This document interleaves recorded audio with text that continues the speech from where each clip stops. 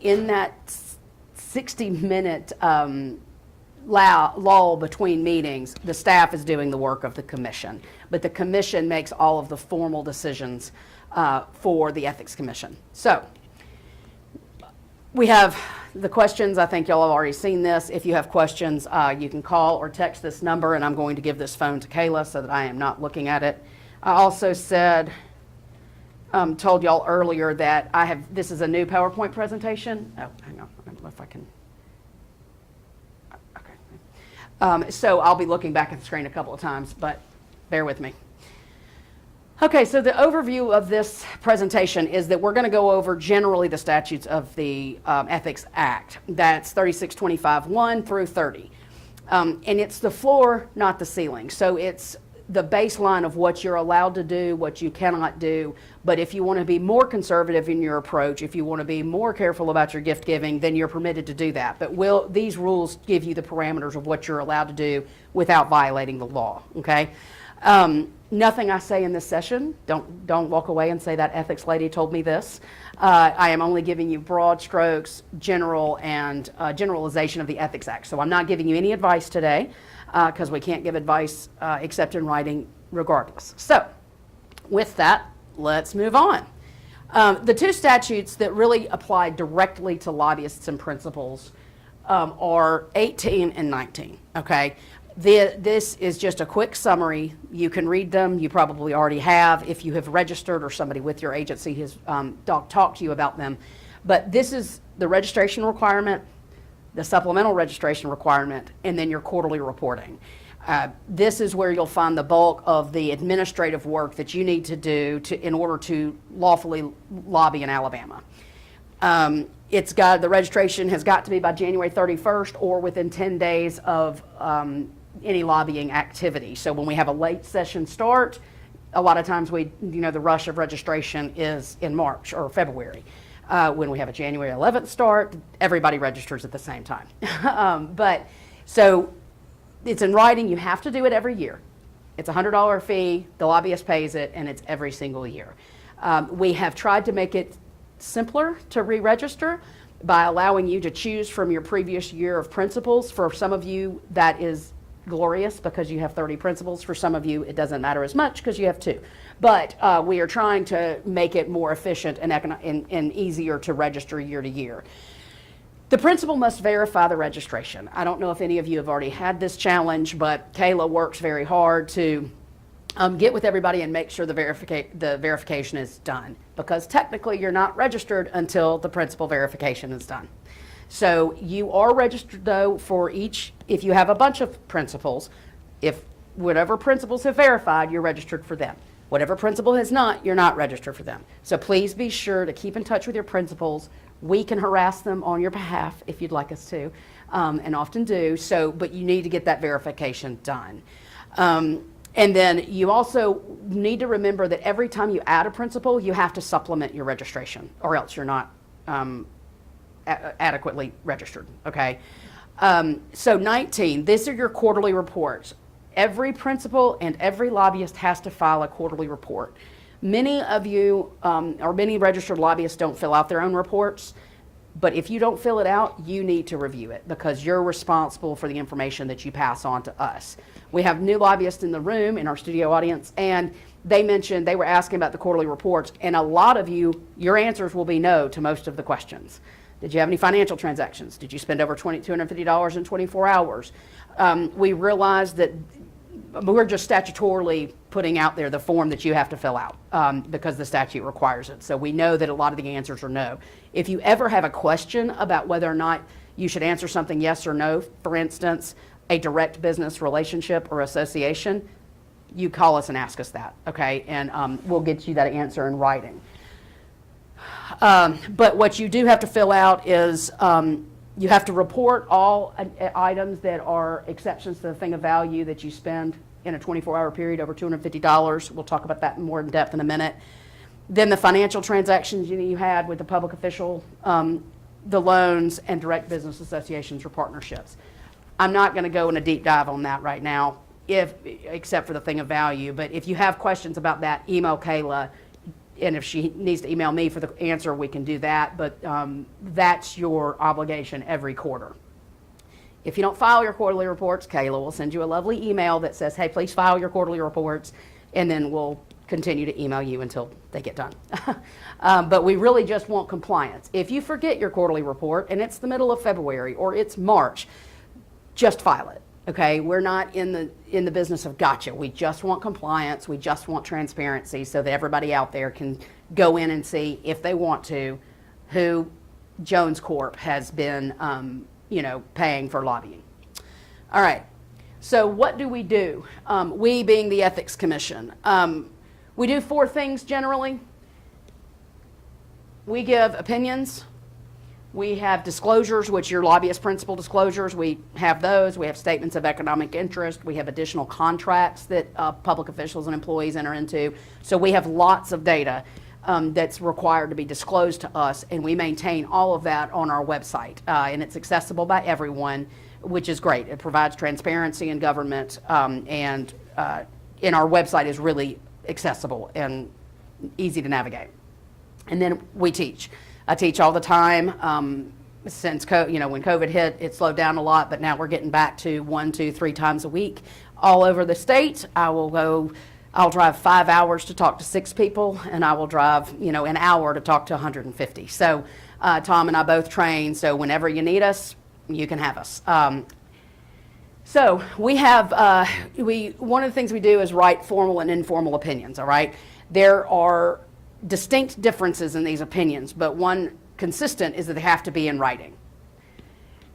For informal opinions, those are opinions given by the staff of the commission. So either Brian Patterson, who's the legal counsel, me, or Tom will write the opinion, and you have to request it and be given the answer in writing.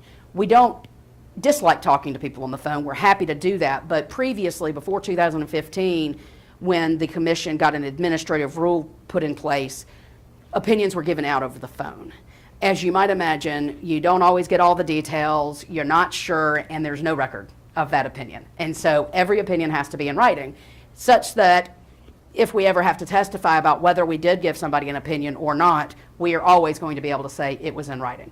But we're happy to talk about it. Sometimes it's easier to get an opinion from us if you call and say, look, this is the weird circumstance I've got. Let's talk it through, and we can ask the questions, and then we will regurgitate it back to you in writing, okay? So we're not being, we're not trying to make it more difficult. We're just following our administrative rule. They must be prospective. So we can't give advice about behavior that has already occurred, because that's the purview of our commission, because that could be a potential violation. But we will give you prospective advice, even if you're doing something or have done something, and you call and say, hey, I did this. Is this a problem?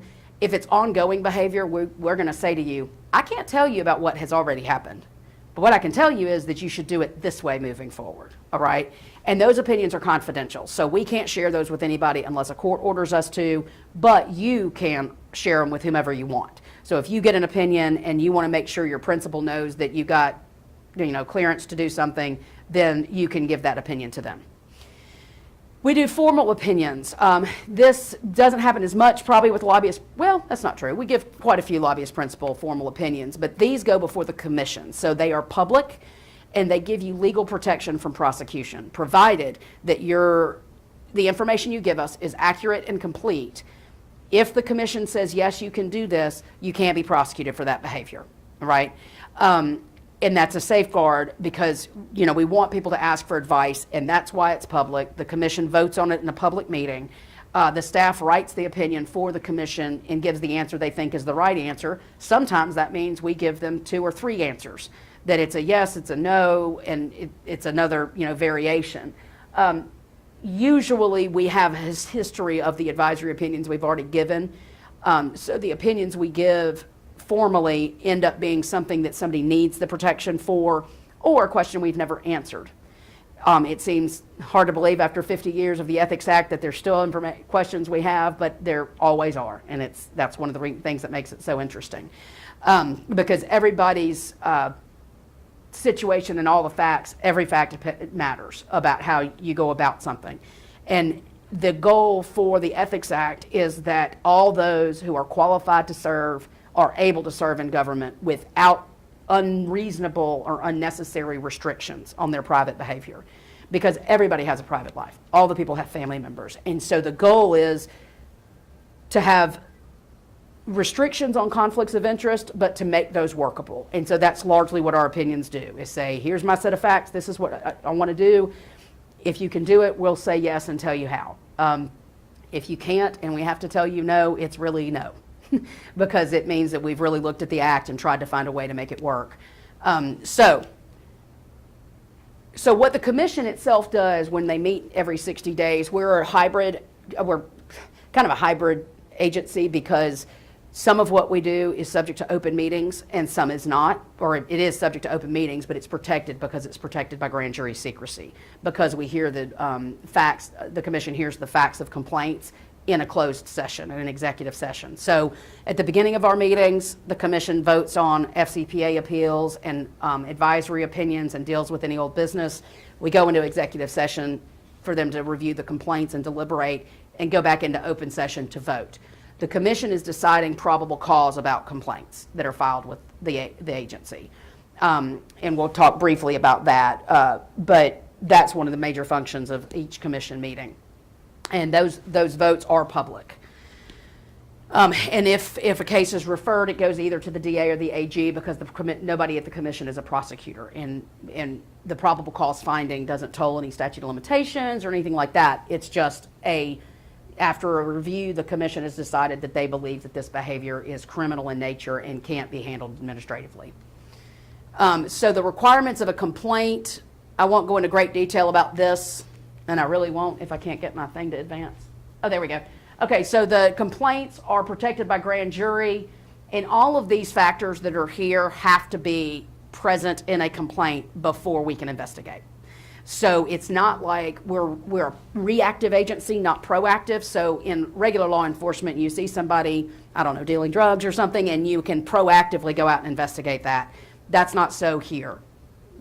The Ethics Commission agents can't investigate until the director has conducted a preliminary inquiry about the complaint and confirmed that it's signed and in writing. The identity of the complainant has to be confirmed, so we don't accept anonymous complaints. It's filed by a person with credible and verifiable information supporting the allegations, and they present facts that support such charges, which on their face, if they were true, would be a violation. So it's a kind of a rigorous standard even to begin an investigation. But once it is investigated, the agents have 180 days to investigate it. There's 5 agents, and they can get an extension to 360. Largely that's for subpoenas or if there's a large caseload, but 360 is not that long when you have a complicated, what we would call a white collar case, where you have to get subpoenas and follow up on that information. But they do a great job of keeping on track with that timeline. The investigative findings are presented to the commission for them to determine whether or not there's probable cause. And the possible outcomes, again, this is not, oh, I know what I keep doing.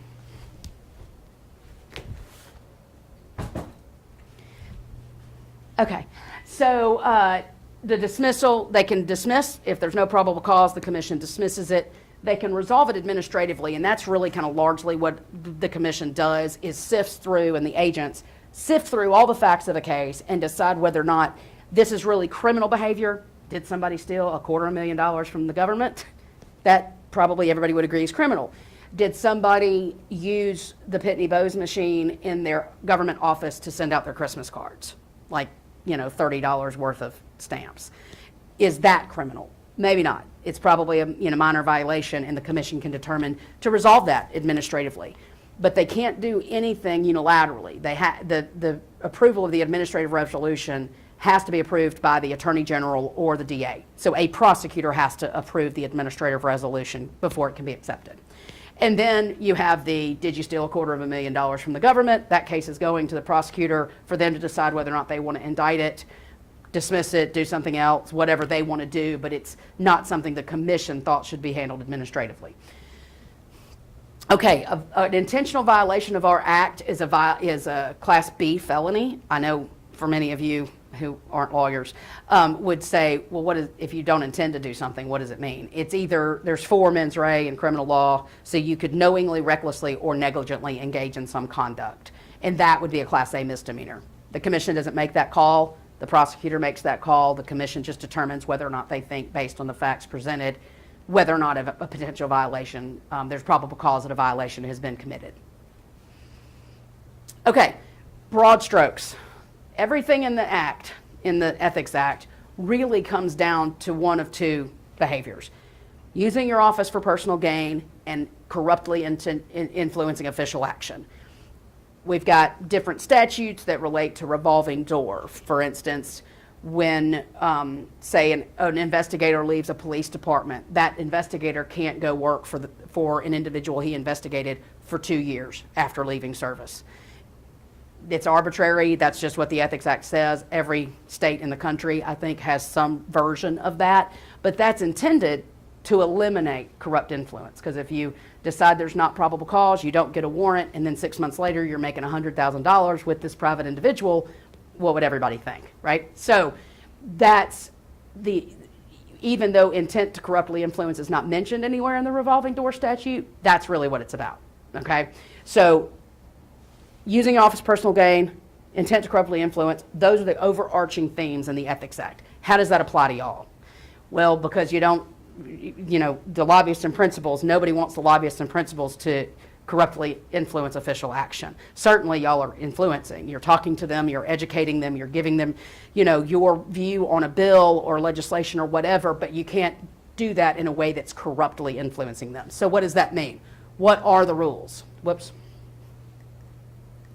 Okay, so this is the big rule, and I'm not going to read all this to you. I'll give you a big summary of it, okay? There's a gift ban. There's a gift ban in almost every state in the country. This is finicky today. Okay, except for Mississippi. There's no gift ban in Mississippi, so we're ahead, right? But this is from the National Association of Attorneys General, and so there's some version of a gift ban everywhere except Mississippi. And as you see, we are green, so our gift ban relates to the source of the gift and the intent of the gift, okay? So there are circumstances where you can give a gift.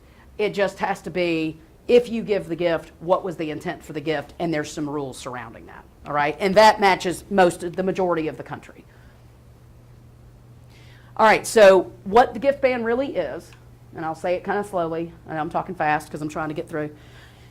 No public employee, public official, or a family member of either can accept or solicit a thing of value from a principal, lobbyist, or subordinate of a lobbyist, all right?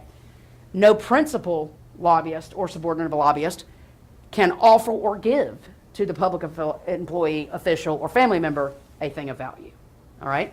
So that's a pretty straightforward rule. But what do you need to know in order to follow that rule? What is a thing of value? It's really anything, and based on the definition. Sorry.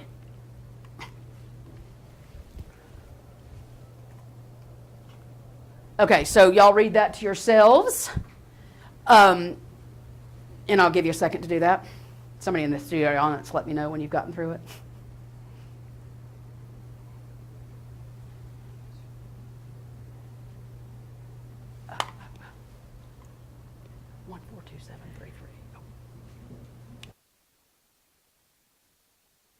Okay, so gift, it's a lot of things, right?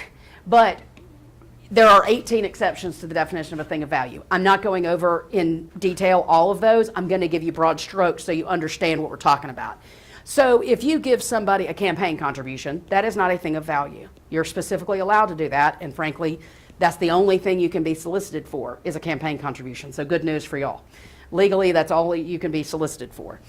Family members and friends, if you are a lobbyist and your father is a principal, you can give your father gifts if you've always given him gifts, all right? Now, if you have an aunt, or not necessarily an aunt, but somebody that is definitionally a family member and they suddenly want your gifts once you start working for somebody else, or you start giving them gifts, if you've never given them gifts before, worry about that, okay? De minimis. De minimis is technically it's $32 per incident or $64 annually. You can give somebody de minimis, it's kind of a freebie, but understand you can never, ever give anybody anything to corruptly influence their official action, regardless if it meets the definition of a thing of value or is an exception to the definition of a thing of value.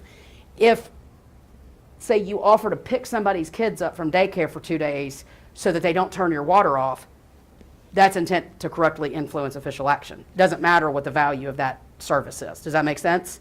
Okay. But de minimis, largely, if somebody gave me, for instance, a plaque for coming to speak to them, that doesn't have any intrinsic value to anybody else. It's a plaque, even if it cost more than $32, that would be considered de minimis. Or sending a gift, a greeting card, like a birthday card to a public official. As long as you're not doing that to intently corruptly influence official action, that's okay. It's de minimis.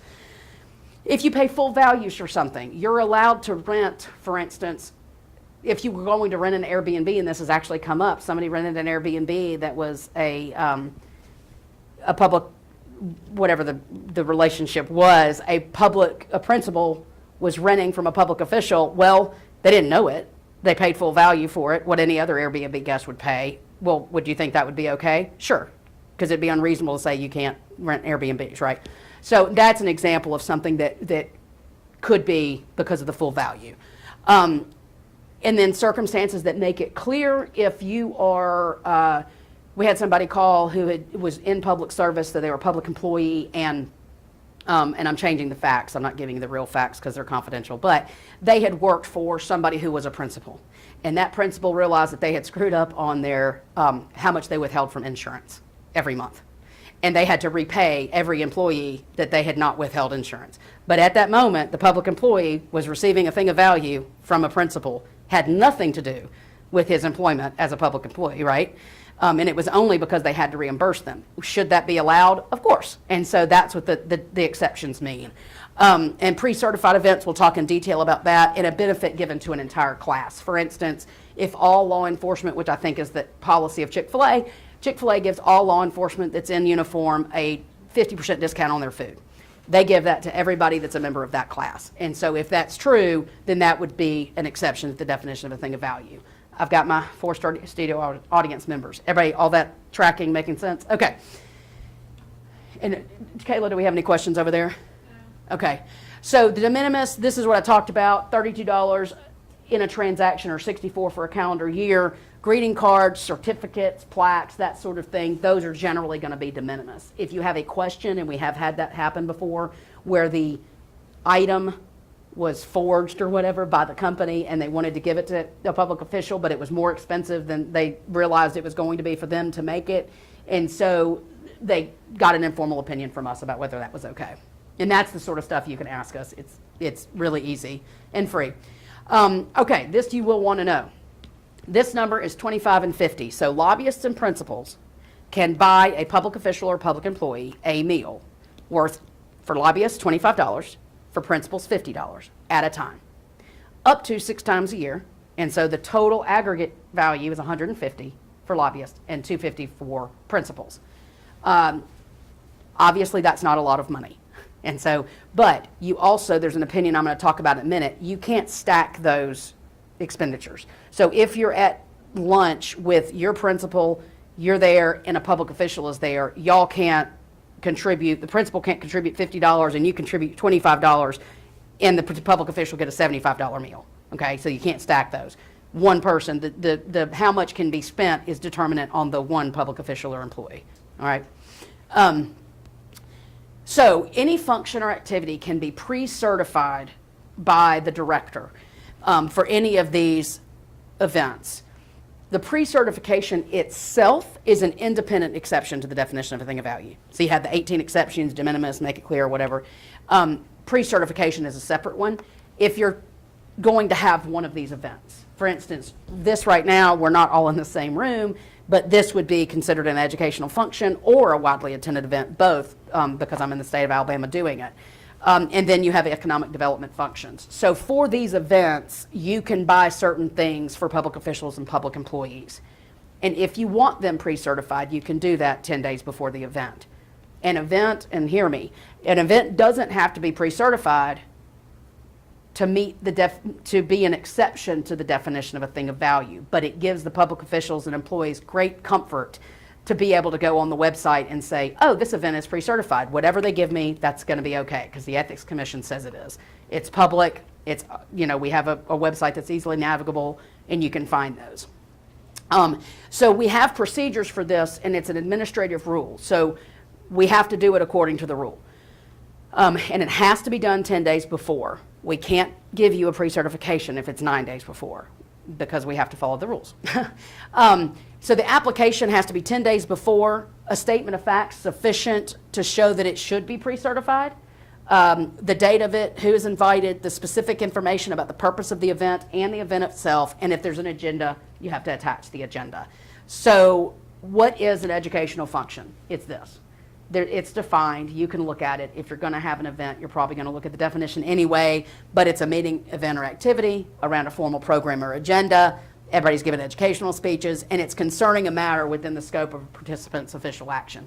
If I was here talking about accounting, that would not be within the scope of my official position, and I wouldn't be doing that, right? But because I am, the sponsor of the event could pay for, say, a hotel room for me if I had to travel to do it. Widely attended event, different, and it only requires the invitation and attendance of 12 people of varied interests, of diversity of views. But it can't be just social. You can't go on a golfing trip and call it a widely attended event if it has no association with anything educational or integral part of an educational event. Economic development function, I don't know if any of you do that or not, but it's directly related to advancement of specific good faith economic development.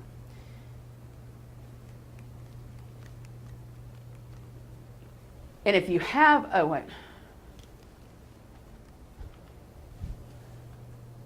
And so if you have those things, if you're in one of those events, then what can you pay for? You can pay for hospitality, food and beverages that are an integral part of the event, and you can pay for actual and necessary lodging and travel expenses. And actual and necessary are relevant, because if you have an event that you're paying for, the lodging for some people and it's at the Hampton Inn, and then you pay for the lodging from other people that is the Ritz, then that's, is it actual and necessary? So that will tell you that when you ask us about the pre-certification. This is our website where the pre-certification, you can see the tabs up here. They are really informative. I don't want to brag because I didn't do hardly any of this, but our website really is very helpful. If you actually just read it, you will get a lot of information, although we're always happy to help. But if you go here, you can understand, like, what is the pre-certification, how to get it approved, what to do. We don't have a form necessarily, but we do have an email address that you just email everything to that address, and somebody's going to catch it. Tom will review it and approve it, or not, or tell you what else he needs to know. Okay, we talked about this. This is advisory. Oh, I'll have to go back real quick. So here's our advisory opinion tab. You can find all of our advisory opinions there. But these are the ones that kind of point that are specifically about lobbyists and principal relationships. This is the stacking opinion. You can't stack. Your public official's not going to get a $75 meal. There's no de minimis lobbying in Alabama. There's some states that do, but no matter how much lobbying you do, if you meet the definition of lobbying, and you're compensated for it, you're going to have to register, even if it seems like a small issue. Even if the bill comes up and 2 weeks later it's over, you have to have registered to lobby for that 2-week period. All right. Sporting and recreational events that are not an integral part of the educational function they can't be standalone events.